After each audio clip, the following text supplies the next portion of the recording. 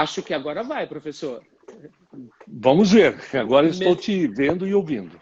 Ao menos, como diríamos ali no norte velho do Paraná, o senhor já tem sotaque e já tem semblante também, né? Vamos ao que interessa. Professor, mais uma vez, obrigado pela gentileza de nos atender. Eu quero começar com uma questão, revendo aqui material, pesquisando material para tê-lo conosco. Eu encontrei uma palestra sua na Argentina, ano passado, extremamente interessante, de um castelhano fantástico. Quem tiver oportunidade, depois a gente vai colocar o link aqui. E uma frase que me marcou muito nessa sua palestra, entre outras abordagens. A gente está vivendo tempos de mudança ou uma mudança de tempo, professor? Essa é uma questão interessante, né? Porque, na realidade, que nós estamos vivendo tempos de mudança, isso é clássico, né? E a principal característica do século XXI é essa mudança permanente, né? Tanto é, Gelson, que a gente quase nem fala mais da velocidade da mudança e sim da aceleração da velocidade da mudança, porque tudo está mudando cada vez mais rápido. E isso tem uma razão que é ancorada no desenvolvimento da tecnologia. Aliás, se a gente examinar assim, um pouquinho da história, né, da história do mundo, uma das formas de nós analisarmos a história, os avanços da história, é através das evoluções tecnológicas. E isso marcou aquilo que a gente chama de revoluções industriais, né?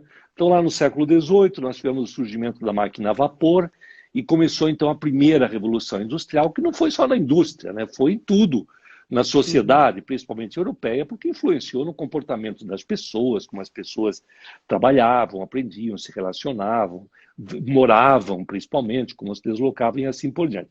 Uma outra evolução tecnológica importante foi o motor a combustão, né? O motor que usa gasolina, né? Combustão interna, e a eletricidade, também a indústria química. Isso aconteceu no final do século XIX, começo do século XX, e isso marcou a segunda revolução industrial, que também mudou muito o mundo e mudou a maneira como as pessoas vivem. Na metade do século XX, nós tivemos a terceira revolução industrial com o surgimento de uma máquina que a maioria das pessoas hoje nem se lembra que houve época que não existia, que é o computador.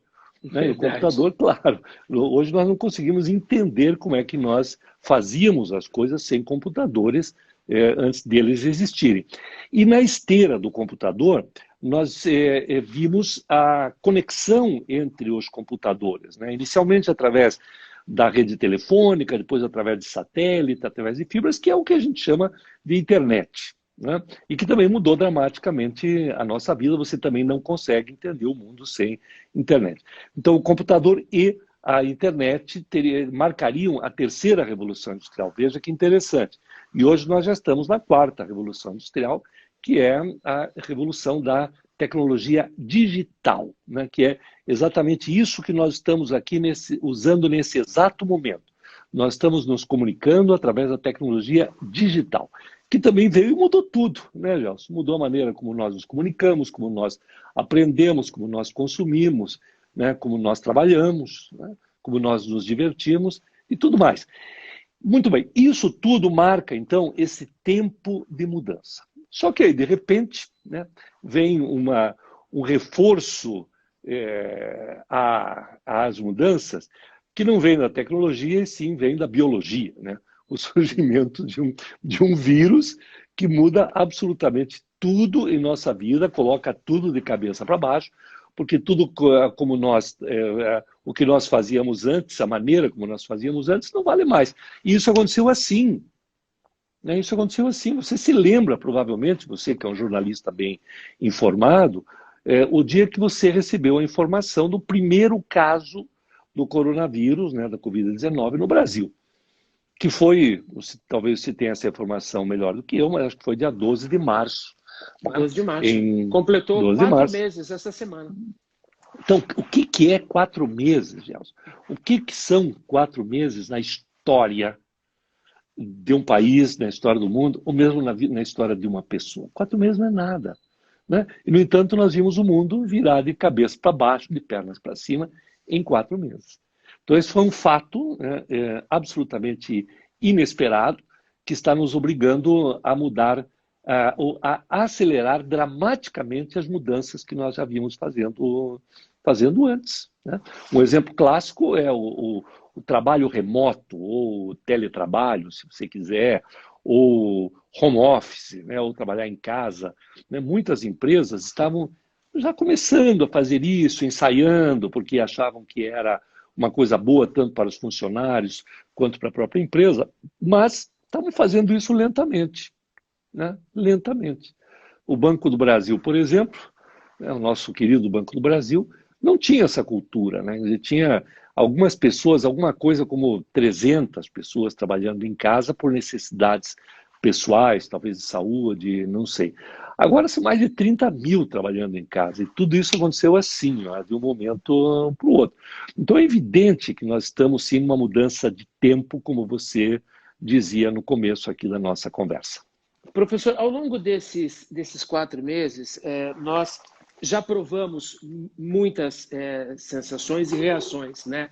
Num primeiro momento, o assombro causado pela ideia de estarmos vivenciando na prática uma pandemia, coisa que nós só conhecíamos da literatura.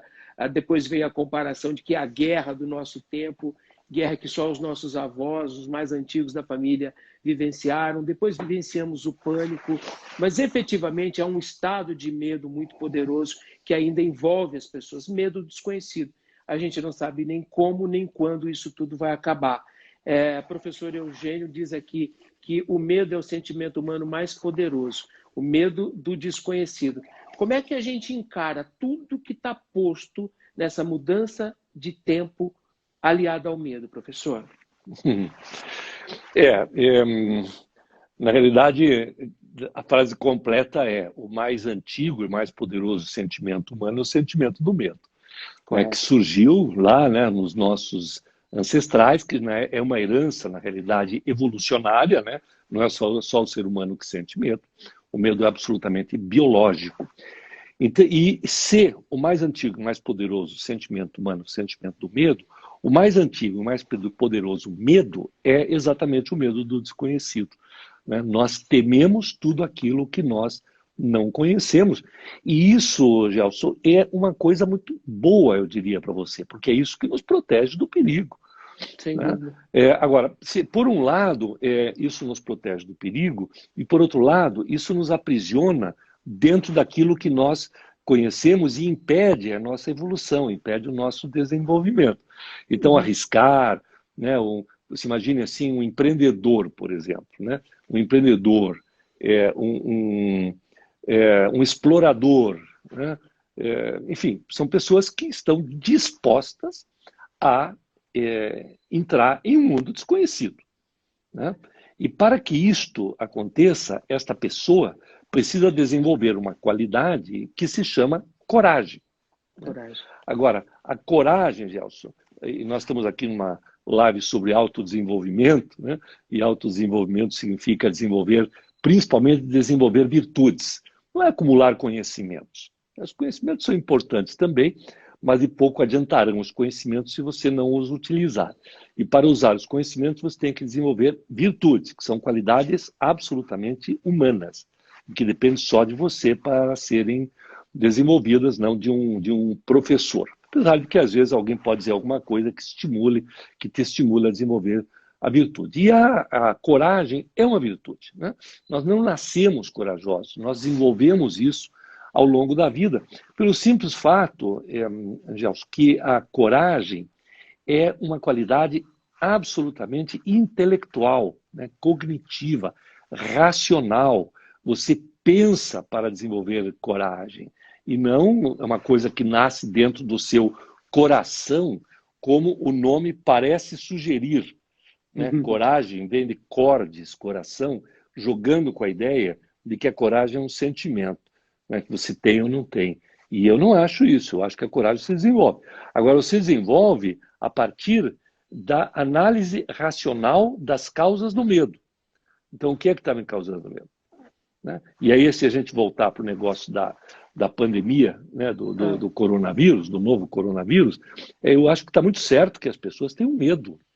Né? Hoje mesmo, o governador do nosso estado acabou de declarar mais 2 semanas, né, de fechamento do comércio e dos shoppings e tudo mais, deixando aberto apenas os de primeira necessidade, porque as pessoas precisam se proteger, né? É um momento perigoso, sim. Então, agora, isso vai significar que eu tenho que ficar absolutamente amedrontado e desesperado?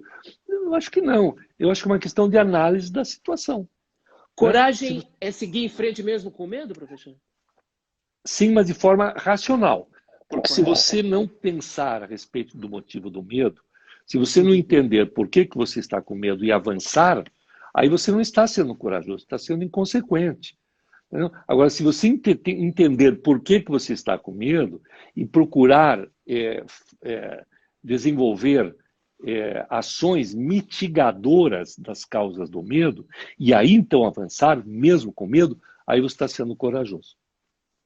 Professor, eu estou absolutamente extasiado com a conversa. Eu não posso fugir de algumas abordagens periféricas antes de cair no tema que o trouxe até aqui. Modelos mentais, crenças e hábitos. E aí, professor, como é que a gente está lidando com esse conjunto agora? Crenças e hábitos associados ao medo e à necessidade da coragem prudente de seguir em frente. Bom, você colocou tudo no mesmo caldeirão, né? Pegou uma colher de pau, deu uma mexida e você quer que eu prove esse caldo, é isso? E conte qual é o resultado dele. Não, só que o senhor não compartilhe com a gente um pouquinho da experiência. O senhor já deve ter provado um pouquinho desse caldo aí, eu tenho certeza que já. Bom, na verdade, Gelson, é que você falou em modelos mentais e vamos esclarecer, então, o que isso significa, né?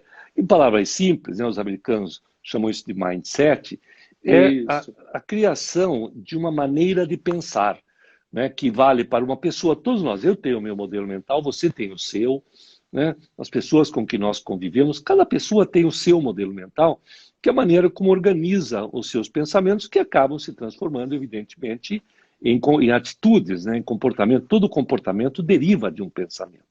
Né? E você não muda o comportamento de ninguém sem mudar a maneira como ela pensa. Né? E, agora, mudar a maneira como a pessoa pensa não é realmente uma coisa muito fácil, porque esses modelos eles são meio que cristalizados, porque eles foram sendo construídos ao longo da nossa existência. Né? Então, você falou que o modelo mental, você citou 3 palavras, expressões, né? Modelo mental, crenças e hábitos. Na verdade, as crenças e hábitos pertencem ao modelo mental, fazem parte do modelo mental. Né? A crença, você sabe muito bem, é extremamente poderosa. Né? Nós somos até um pouco prisioneiros das nossas crenças, né? Coisas que nós acreditamos, e sempre que alguém traz uma crença diferente da nossa, nós, mesmo que nós não desconsideremos a crença do outro, nós guardamos para nós a certeza de que a nossa crença é superior à do outro. Né? Isso acontece, por exemplo, nas religiões. Você sabe quantas guerras houve no mundo por diferenças de crenças religiosas. Né? Em alguns casos, um chama o outro de infiel, né? Porque bastou para deflagrar uma guerra. Né? Uma guerra. Ele é infiel por quê? Porque ele não é fiel à minha fé, mas ele é fiel à fé dele. Isso é uma coisa que a gente tem que respeitar. Mas veja, eu não quero entrar nesse campo das religiões, né? Porque as crenças não se limitam a isso. As crenças estão presentes em absolutamente tudo o que nós fazemos. Então, a maneira como você prepara o seu café da manhã, a maneira como você enfim, faz as coisas no seu dia a dia, no seu trabalho, em casa, no condomínio onde você mora, tem sempre uma crença por trás. Eu acredito que esta é a melhor maneira de fazer o que eu estou fazendo. Né? Aí chega alguém e quer que você mude de crença. Né? Se a gente pegar isso na história da humanidade, por exemplo, teve um dia que um polonês chamado Nicolau Copérnico disse, olha, vocês acham que é o Sol que gira em torno da Terra. Pois não é, não. O Sol é que é o centro e a Terra que gira em torno do Sol. Caramba, Isso foi dramático, isso foi um choque narcísico, como diria o Freud, porque as pessoas não estavam, não tinham como acreditar nessa ideia, porque veja só, Gelson, como é mais fácil você acreditar que o Sol gira em torno da Terra. Caramba, o Sol nasce todo dia no leste, né? Aí ele sobe, a gente fala assim, o Sol sobe, né? Então o Sol sobe, ele vem ao meio-dia, ele fica em cima da minha cabeça, e de repente ele vai para lá e acaba se pondo lá no oeste. Né? Não é assim que nós vemos o Sol? Então é lógico que é mais fácil a gente imaginar que é o Sol que gira em torno da Terra. Aí chegou um sujeito lá, um maluco, né, que fala assim, não, é o contrário. É lógico que as pessoas não aceitaram. Né? Como há uma referência a isso na própria Bíblia, né, que a Terra seria o centro, algumas pessoas foram condenadas pelos tribunais da Inquisição porque ousaram acreditar em uma nova ideia. E a história da humanidade está cheia desses fatos. Né? Por exemplo, quando Darwin disse que nós somos descendentes de um processo de evolução baseado na seleção natural, e com isso ele nos aproximou até do macaco, ele não disse que nós éramos do macaco, mas ele disse que nós evoluímos da mesma maneira que ele. Nossa, foi um escândalo isso lá no século XVIII, até hoje tem gente que não quer nem discutir. Então veja, que nós não gostamos de trocar de crença. E aí a gente vem para o mundo contemporâneo, né, para o mundo dos dias de hoje, e a gente percebe que muita gente tem certeza que essa história do vírus é besteira. Né? Assim como tem gente que acha que a Terra é plana, professor. Como tem gente que acho que é incrível, mas isso é verdade. Como também tem gente que acredita o contrário, né? Que nós estamos ferrados, que, nossa, eu não posso olhar para o lado, que vou me infectar, a minha vida acabou, a economia acabou, tudo acabou. Então, são crenças, né? São crenças. E aí vai tentar mudar a crença do outro. Né? Eu acho que isso é possível, mas depende de muita conversa, de muita... Né? Iniciativa racional, aliada com compreensão da crença do outro e tudo mais. E aí os hábitos também, né? Só para terminar, Gelson, o hábito é a maneira como nós fazemos as coisas no dia a dia, e nós temos os nossos hábitos, e isso é bom que seja, porque isso faz com que a gente economize energia. Né? Você certamente acorda todo dia de manhã e faz exatamente a mesma coisa. Né? Toma café do mesmo jeito, se arruma do mesmo jeito, vem para o trabalho do mesmo jeito. São hábitos. Né? E aí, de repente, agora por conta da pandemia, nós estamos tendo que trocar dramaticamente os nossos hábitos, e isso nos causa duas coisas, desconforto e medo. Né? Por isso que nós estamos aqui conversando sobre isso. Professor Eugênio, o senhor trabalha bastante e nem por conta da pandemia tem trabalhado menos. Né? Me corrija se eu estou errado. A jornada do autodesenvolvimento é o seu trabalho mais recente? É isso? Do autodesenvolvimento, a que se refere, imagino, não é uma iniciativa minha, é uma iniciativa da revista Vida Simples. Não é? Correto. Que iniciou esse processo criando uma iniciativa nova da revista, né, que é uma revista, né, tem 18 anos de existência e agora está ampliando o seu escopo e criou, né, a Vida Simples Educação, que é uma nova proposta de educação. Né? A educação deixou de ser apenas a gente ir para a escola.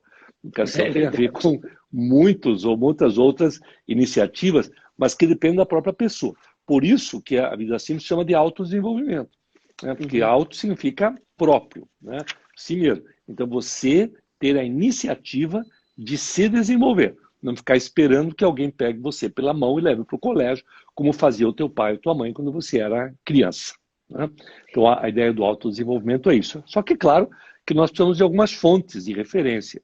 E a Vida Simples é uma fonte de referência, criou então essa primeira jornada, deverá haver outras, né, com quatro noites de conversa, né, com 4 pessoas. Né? Eu fui apenas uma delas, as outras foram a Ana Holanda, que foi editora-chefe da Vida Simples e ainda responde pelo conteúdo, sim, a Luciana Pianaro, que é a publisher, a CEO, e o Fábio Gandur, que é também outro médico, mas que na verdade foi o cientista-chefe da IBM aqui no Brasil por 30 anos.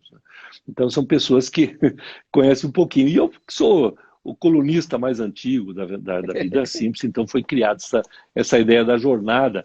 Mas que, veja só, eu nem sei se foi uma jornada, eu diria que foi um passo. Um Né? passo, um Uma pequeno passo, jornada né? pressupõe uma estrada, né? Mas toda jornada começa com um passo, né, Ô, professor, Gelson? a pandemia é uma oportunidade, uma jornada de aprendizado. O senhor entende assim também? Eu tenho conversado com muitas pessoas que entendem como extremamente rico esse momento que nós estamos vivendo, pelo conjunto e intensidade das experiências que ele nos oferece. Maravilhosa a tua observação. Eu concordo plenamente e acho que nós não podemos perder essa oportunidade, né, para aprendermos uns com os outros, aprendermos com os fenômenos que são incontroláveis, né, e aprendermos conosco mesmos, né, com as nossas reações, com os nossos medos, com as nossas novas atitudes e assim por diante. Então, sim, é um período. Aliás, veja, você começou a nossa conversa aqui já falando sobre mudança. Tá? Sim. E eu diria para você, queria que você lembrasse, todos os amigos que estão aqui nos acompanhando através dessa live da CBN Londrina, duas instituições que eu gosto muito, a CBN e Londrina. Oh, que bom, que bom. É verdade. E a CBN Londrina, né, que seria o terceiro, tenho bons amigos aí. Bom, mas o que eu queria lembrar é o seguinte: você não consegue estudar história, pega um livro de história do Brasil, história do mundo, sem estudar movimentos de mudança. Porque pode reparar, quando não tem nada mudando, não tem história para contar. Né? Então, todos os livros de história, o que se vai ler? Você vai ler sobre, por exemplo, as mudanças geopolíticas. Né? Um capítulo importantíssimo são, por exemplo, a era dos descobrimentos, né? Quando os portugueses, né, saindo lá com navios primitivos construídos na escola de Sagres, no sul de Portugal, se aventuraram, né, por esses mares nunca dantes navegados, como diria o Fernando Pessoa, para mudar o mundo. Né? E isso é um capítulo importantíssimo, né, na história do mundo, na história da humanidade. Uma outra maneira de nós estudarmos a história é através dos grandes conflitos, né, das grandes guerras. Né, o século passado, por exemplo, é marcado por importantes conflitos humanos, né, que foi a Primeira Guerra Mundial, né, lá entre 1914 e 1918, né, depois a Segunda Guerra Mundial, né, entre 39 e 45, depois outras guerras que mesmo que nós não estivéssemos diretamente envolvidos, mas nos impactávamos, como a Guerra da Coreia, a Guerra do Vietnã e a Guerra Fria, que é meio que uma consequência da Segunda Guerra Mundial. Então, as guerras, os grandes conflitos humanos, também marcam mudanças radicais no mundo e marcam momentos históricos. Né? A outra forma de vermos as mudanças é aquilo que eu falei no começo, através das mudanças tecnológicas, que não por acaso são chamadas de revoluções, né? As famosas revoluções industriais. Né? Então você veja que todo o momento histórico ele incorpora, ele engloba uma mudança. Né? E aí nós, portanto, dá para você perceber o quanto que nós estamos vivendo um momento histórico. Então, se a gente não tiver nada para aprender, se você não aprender nada com este momento, você está perdendo uma belíssima oportunidade, belíssima, não me encare mal, eu não queria que a gente tivesse uma rica essa oportunidade. belíssima, eu diria uma oportunidade única, né, excepcional, de aprender, né, muita coisa, de se desenvolver, de se aprimorar, enfim, e de se reinventar, né, Gelson, porque você veja bem, quando a gente fala das empresas, né, como as empresas estão tendo que se reinventar, né? Como elas estão tendo que reinventar não só os seus processos, né, a maneira como fazem as coisas, mas reinventar o seu próprio modelo de negócio, né, a razão da sua existência, que de repente passa a ser outro, né? ou uma variante deste, atualmente, quem não tiver a disposição e a sabedoria de se reinventar, provavelmente vai perder o, vai perder o passo da história no pós-pandemia. Ô, professor, eu quero falar sobre inovação com o senhor, mas antes de inovação, as suas falas, elas sempre foram muito impregnadas de referências à educação. E nesse nosso papo, que já está indo para 30 minutos, o senhor citou várias vezes educação. E eu me lembro que eu só fui ler o livro do Jacques Delors, que foi presidente da União Europeia em 2 oportunidades, Educação, um tesouro a descobrir, se não me falha a memória, esse é o nome do livro. E eu fui lê-lo depois de uma referência sua. Quero sua opinião sobre... Mas o livro é incrível, a experiência dele é incrível, né? E eu quero a sua opinião sobre educação na convergência com esse momento. E aí, professor? Uhum. Veja que interessante isso. Aliás, você fez uma conexão muito inteligente. Parabéns. Nem eu tinha me debruçado sobre a importância do Jacques Delors para esse momento.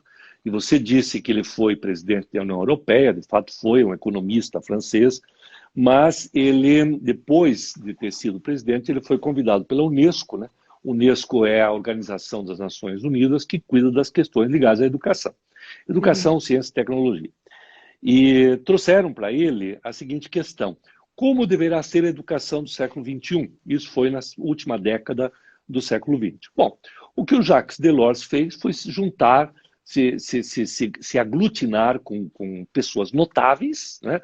Com pensadores notáveis, não só de educação, mas enfim, de tudo que está ligado com a evolução humana, né? Com a sociologia, e discutiram. Não sei qual foi a metodologia que usaram e tudo mais, porque eram pessoas do mundo inteiro, e acabaram chegando a um relatório, né? Que é isso que você falou.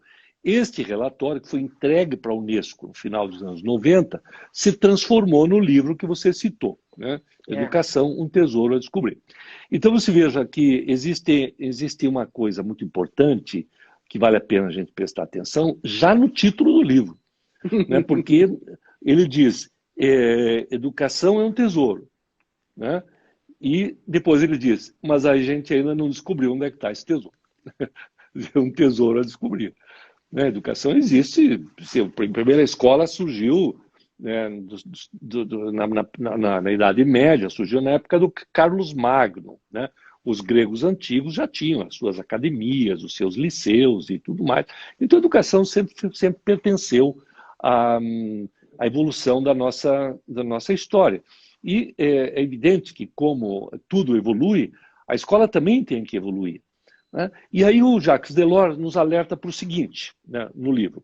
Primeiro, que a educação sairia da escola, né? A educação iria para muitos outros lugares, né? O primeiro que percebeu isso foi a empresa. A empresa, né? As boas empresas não param de investir no desenvolvimento dos seus funcionários. Boa. Porque sabem que os funcionários são o ativo mais importante, sem sombra de dúvida. A diferença entre a educação formal e a chamada educação corporativa é o foco. Enquanto o foco da educação formal é o conhecimento, o foco da educação corporativa é a competência. Porque a competência é a condição para competir, né? Se a empresa quer ser competente, tem que ter pessoas competentes no seu interior. Então, Jacques Delors nos alertou para isso, né? Que no século XXI a educação não ficaria restrita à escola, haveria muitas outras iniciativas. E tanto ele tinha razão, Gels, que isso que nós estamos fazendo aqui agora, esta live que estamos fazendo aqui, por iniciativa da CBN de Londrina, não é apenas uma fonte de informação, é uma fonte de conhecimento. Portanto, eu entendo, um ato de educação. O segundo alerta que o Jacques Delors nos faz no livro é que que deveríamos mudar a maneira como praticamos educação, porque nós temos que ensinar ao nosso aluno, principalmente, temos que ensinar ao nosso aluno a aprender. Então, assim, para que você entenda com facilidade os nossos ouvintes, o professor de matemática não deveria apenas ensinar matemática, ele deveria ensinar o seu aluno a aprender matemática. Isso significa desenvolver no aluno a vontade, o desejo e a capacidade de aprender matemática, mesmo na ausência do professor, né? Então, se eu dou para o meu aluno coloco nele essa centelha, né, de desejo de aprender e capacidade de aprender, eu estou dando ao meu aluno, não importa se ele é uma criança, um jovem ou um adulto, eu estou dando para ele um tesouro que se chama autonomia, né? Autonomia é quando a pessoa ganha condições de cuidar da própria vida, que não fica dependente de outros, não fica dependente do governo, não fica dependente do pai, não fica dependente do professor, não fica dependente do patrão. Ele conduz a própria vida. Isso chama-se autonomia. Então, a essência desse livro que você citou, Gelson, é esta, né, que a finalidade principal da educação é dar autonomia, é dar pensamento crítico, é desenvolver vontade de fazer as coisas, de evoluir, de contribuir, de cuidar da própria vida. Por isso esse livro realmente é maravilhoso. Eu acho que ele diz no livro, não tenho certeza de qual capítulo, que tem uma frase marcante, alguma coisa do tipo expressão máxima da liberdade, autonomia, expressão máxima da liberdade. A convergência com liberdade é muito forte. Ó, professor, o Macedo está escrevendo aqui para a gente, ó, que ninguém esperava uma pandemia. Este momento deixará uma cicatriz na educação infantil. A gente faria outra live aqui a partir do comentário do Macedo, se a gente convergir para o que o Jacques Delors diz lá e qual é o entendimento dele. Macedo está registrado aqui. A Aline, professor, ela disse que já quero ler o livro. Então, Aline, indicação do professor Eugênio Moussac, não deixe de ler. O autor é o francês, o economista francês Jacques Delors. Educação, um tesouro a descobrir. Eu não me lembro qual é a editora, mas tem o título em português. É um trabalho incrível. Como disse o professor, o resultado de um trabalho de pesquisa que acabou virando um livro. Eu diria que é mais do que um livro, é um documento, né? Professor, define criatividade, define inovação aí para a gente, reta final da nossa conversa. Não vou abrir tanto assim, não, porque eu já botei muita coisa nesse caldeirão. Inovação, professor. E aí, porque a gente tem falado tanto em inovar, é tempo de inovar, é hora de inovar, é hora de se recriar a partir da inovação. Queria que o senhor compartilhasse com a gente a sua leitura de inovação. Mais um caldeirão, né? Mais um ingrediente para esse caldo. Só queria agradecer ao Macedo e agradecer a Aline por terem participado. Foram abordagens muito interessantes. Realmente, as crianças a gente não percebe, mas elas são as maiores vítimas, porque elas não entendem bem o que está acontecendo, né? Por outro lado, se as crianças são as maiores vítimas dessa pandemia, elas são as que estão reagindo melhor, porque elas têm uma capacidade que o adulto não tem, que é a capacidade de adaptação, né? Elas se adaptam, elas rapidamente percebem que é preciso fazer diferente, e tudo bem, vamos fazer diferente. Mindset ajustado rapidinho, né, professor? Exatamente. E aí você falou sobre inovação, sobre criatividade, e aí, já que falamos em criança, eu diria para você que a criatividade é uma qualidade absolutamente infantil. Infantil no bom sentido. Quer dizer, as crianças são absurdamente criativas. Se você já viu uma criança brincando, às vezes, né, usando um objeto para simular outro, né, usando uma caixa de fósforo e diz que é um carrinho, né, ela tem essa capacidade de criar que é maravilhosa e que deriva de duas qualidades também essencialmente infantis, que são a curiosidade e a transgressão. As crianças são naturalmente curiosas, você sabe disso, né? E eu sei muito bem disso, Gelson, porque eu sou um caso um pouco raro de um homem que teve uma paternidade precoce, tive um filho muito cedo, e também uma paternidade tardia, né? Eu tive outro filho muito tarde. Ah, que legal. O senhor tem 4 filhos, né? Eu tenho 4 filhos, o meu filho mais velho tem 45 anos de idade, é um homem, um engenheiro. E o meu filho mais novo tem 5 anos. Vai completar nesse próximo domingo 5 anos. Eles têm 40 anos de diferença entre eles. E eu vejo, ambos me ensinaram isso, o quanto que a curiosidade faz parte da criança. Porque, é lógico, ela acabou de chegar num mundo que ela não conhece, Ela está curiosa, né? Ela faz perguntas. Né? Ela faz perguntas, o que é isso, o que é aquilo, o que é isso, pai, por que aquilo, por que não aquilo? Enfim, e essa curiosidade, infelizmente, Gels, com o tempo, ela vai desaparecendo. E vai desaparecendo não porque ela vai sendo saciada, ela vai desaparecendo porque o mundo começa a dar sinais de que não está muito disposto a responder aos teus questionamentos. Né? Os professores, muitas vezes, assim, não faça muita pergunta, eu sei o que você precisa saber. Né? Os pais não têm muita paciência, às vezes não têm competência também, ou tempo para responder às perguntas das crianças. Os nossos patrões, os chefes, depois no mundo do trabalho, também se começa a fazer muita pergunta, eles começam a ficar irritados. Né? Você tem que saber, sabe, isso aqui é suficiente para você saber. Então, infelizmente, a curiosidade desaparece com o tempo, que é uma pena. A segunda característica infantil é a transgressão, que, por favor, não me entenda mal, não estou falando de contravenção. Contravenção é contra a lei e isso não deve acontecer. Agora, transgressão é querer fazer diferente. Entendeu? Simplesmente isso, é querer fazer diferente. Agora, há pouco eu usei o exemplo, a criança pega uma caixinha qualquer, né, e brinca com essa caixinha, dizendo que é um carro. Né? Então, faz com que essa caixinha se comporte como se fosse um carro, como se fosse um bichinho, quer dizer, fazendo uma coisa diferente. Então, fazer diferente, mudar as coisas de lugar, né? Pintar a parede, mudar os objetos, né? Isso é infantil. E é muito bom que assim seja. Aí, se você pegar a curiosidade e a transgressão, você tem a criatividade. Eu não vejo assim, nenhum criativo, seja um grande artista, um Picasso, por exemplo, né? Ou um grande cientista, né?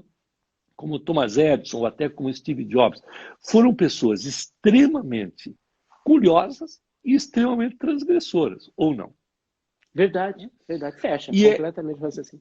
fecha. Aí você pega isto, você pega esse conjunto de fatores, né? Curiosidade, transgressão, querer fazer diferente, criatividade, imaginação, e você coloca tudo isso nesse caldeirão que você, né, o bruxo de Londrina, fez, que ele criou aqui para nós, né, e você coloca mais um elemento, Gelson, que é gestão, que é organização, que é método, que é empreendedorismo, que é análise de mercado, que é marketing. Se você colocar tudo isso junto, você vai ter uma coisa chamada inovação, né? Que hoje é a essência da gestão moderna.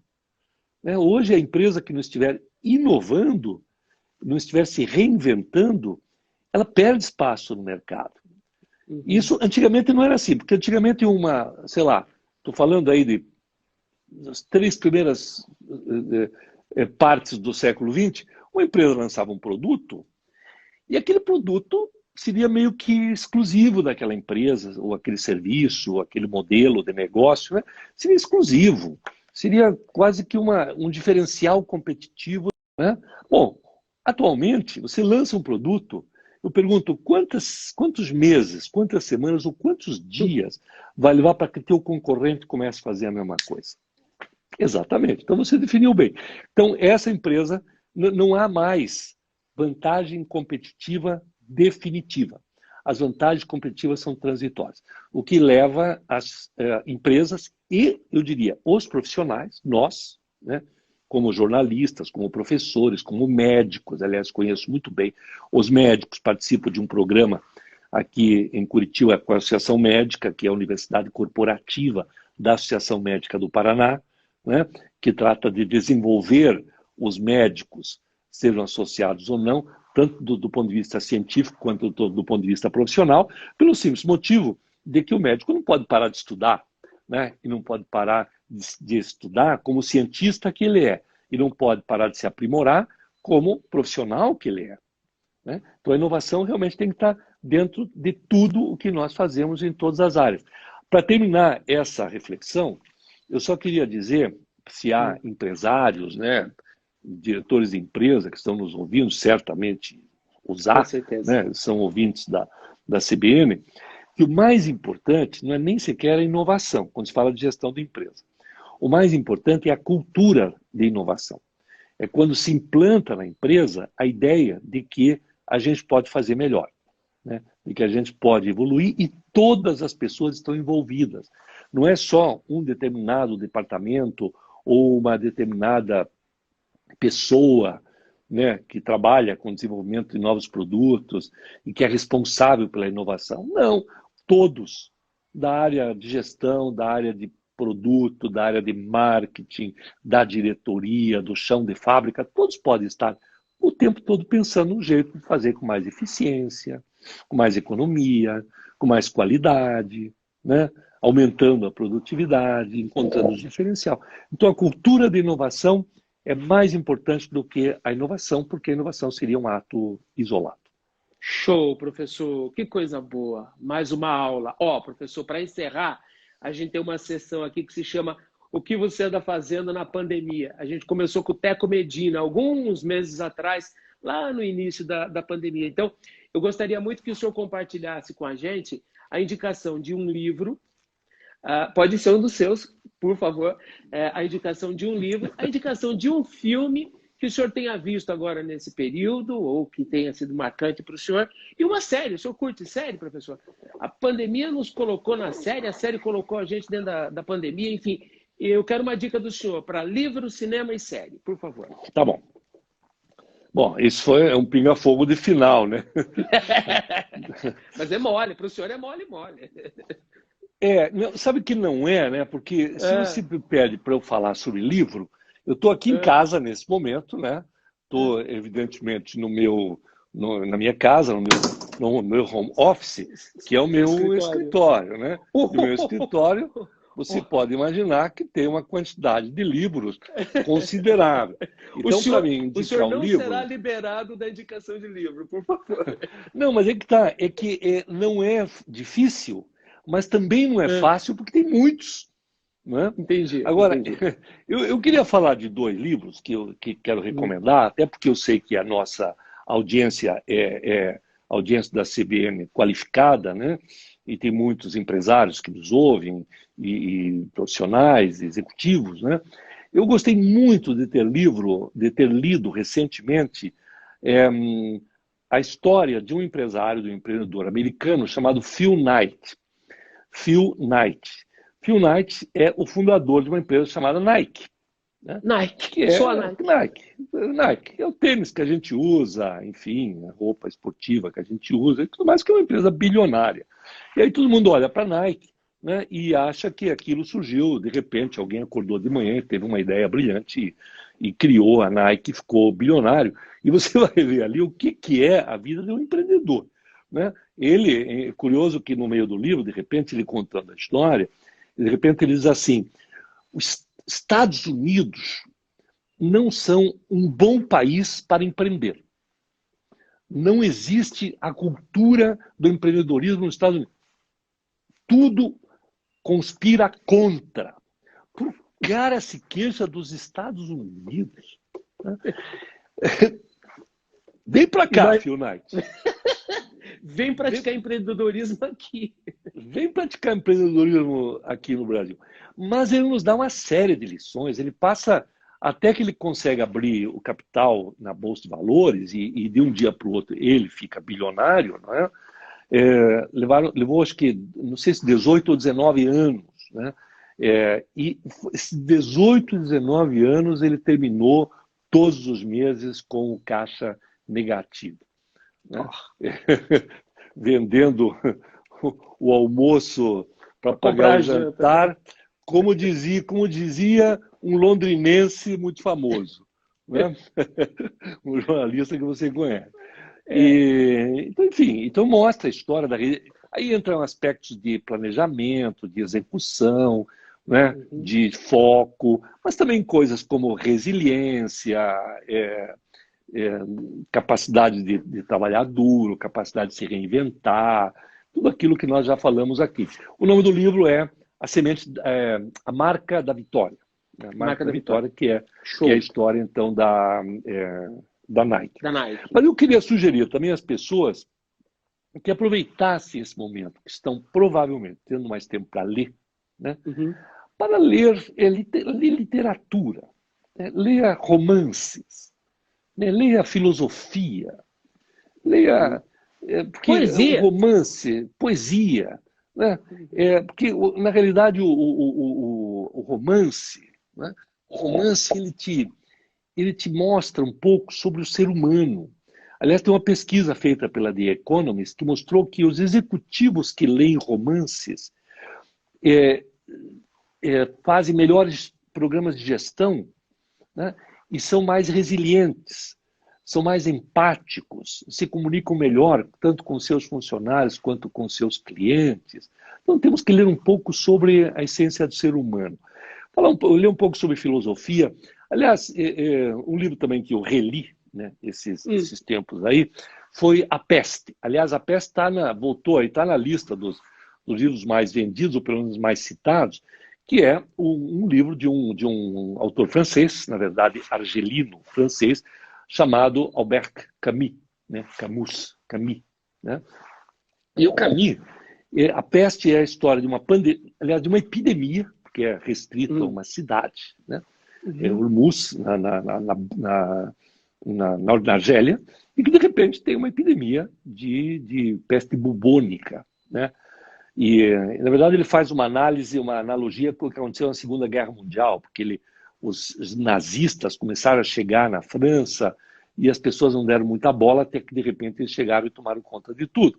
Então, ele conta também dos ratos, né, que vão chegando na cidade de Ormuz, ninguém dá muita bola, até que, de repente, eclode a epidemia. E é interessante, nesse livro, não é a questão da epidemia em si, mas o comportamento das pessoas. E se a gente avaliar o que está acontecendo agora, é muito parecido. Porque Sério? as pessoas ficam com medo, algumas pessoas negam, falam assim, não, isso é bobagem, isso é Entram uma em pânico. gripezinha. Outras entram em pânico. E no final, o que resolve lá no final, não é nem sequer a atitude do prefeito da cidade, não são os cientistas. O que resolve são as pessoas, a mudança de comportamento das pessoas, com a questão da higiene, né? Com a questão dos cuidados com a sua própria saúde e a solidariedade, né? Um cuidando do outro. Bacana. Né? Professor, desculpe interromper, o Instagram vai derrubar a nossa live aqui. Que pena, que pena. Não, vai dar tempo. O senhor já falou dos 2 livros. Ainda série e filme. Bom, filme, eu não sou muito bom em série. Confesso a você que eu começo a ver uma série, daí tem um livro do meu lado, eu acabo optando. Pessoalmente, eu gosto muito. O Ralph está dando uma ajuda aqui para o senhor e ele escreveu série Billions. Eu não vi Billions ainda. Billions. Eu vi alguns capítulos do Billions, que quem viu inteiro foi a minha mulher. Minha mulher não falou muito do Billions, falou muito do This Is Us, né? This Is Us, que fala muito sobre a essência do ser humano. A série que eu mais gostei de ter visto nos últimos tempos foi Crown, Coroa, que é a história da coroa inglesa, né? Desde do pai da Elizabeth, né, até agora, né? Que ela continua, né? Está para sair acho que a 5ª temporada, e que é muito interessante porque cada capítulo conta um fato histórico e não é só da Inglaterra, é do mundo. Né, do mundo. É extremamente interessante, é muito bem montado, muito bem criada no Netflix. Com relação a filme, não, tem tantos, mas eu queria citar um filme que eu gosto muito, e a minha mulher, eu vi ela também outro dia falando, a Luciana, numa live, é o meu filme preferido também, que é Um Bom Ano. Um Bom Ano é a história. Um Bom Ano é a história de um. Eu acho que é um bom livro, um bom filme para o momento, porque é a história de um executivo do mercado financeiro de Londres, né, que vai para o sul da França para receber uma vinícola como herança do tio dele, e isso muda a sua vida. E muda a sua vida porque mudam os seus valores. Entendeu? Ninguém muda de vida sem mudar os seus valores. Então não é só um filme bonito e bem interpretado pelo Russell Crowe, mas é um filme que fala muito a respeito da necessidade que o ser humano tem de rever permanentemente os seus valores. E este, eu acho que é o momento apropriado para isso. Muito bom, professor. E tomara que os nossos valores façam de 2020 um bom ano, porque ainda dá tempo de ser um bom ano, se Deus quiser. Ô, professor, o Fábio Gandur passou por aqui e escreveu. Eu precisava dessa mensagem. Ó. Sugestão para tempos de pandemia. Pensar e escrever as conclusões para ler na semana seguinte. Você vai se surpreender. Grande Fábio Gandur. Muito obrigado. É uma belíssima de uma dica, porque quando o processo acabar, a gente não vai acreditar nas coisas que nós vivenciamos, nas experiências que nós passamos. Vai ser incrível. O mercado editorial vai ter um boom. Professor, só me resta agradecer pela aula, lembrar aos nossos internautas, aos nossos seguidores, para quem pegou a conversa andando, a entrevista, a live vai para o IGTV do Instagram e também estará disponível na plataforma de podcast, o Spotify. Vai virar um podcast, vai para o Spotify também. Recomendo fortemente que você veja os perfis sociais do professor, procure o site Eugênio Mussac, o Mussac é M-U-S-S-A-K, mussac.com.br. Mas atenção, o professor Eugênio está dando uma reformulada no site, então daqui a pouco vai chegar com coisa nova. Quero agradecer a gentileza da Mara pela intermediação e a Jaqueline Evangelista, que abriu a porta para a nossa conversa. Eu espero muito revê-lo em breve pessoalmente, professor. Felicidades para o senhor. Fique muito bem, em segurança e com saúde. Namastê, tá? Obrigado, abraço, Gelson Negrão, foi muito bom conhecê-lo. Um abraço para a Jaqueline também, para o Amarildo, né? Para a Mara, minha querida Mara, que me acompanha há tantos anos, que está aqui nos ouvindo, que também intermediou. Fábio Gandur, obrigado por sua participação, para mim foi uma honra. E foi uma honra ter estado com você, Gelson Negrão, com a sua qualificada audiência da CBN de Londrina. A gente se vê. Obrigado, professor. Felicidades. Abraço a todos. Tchau.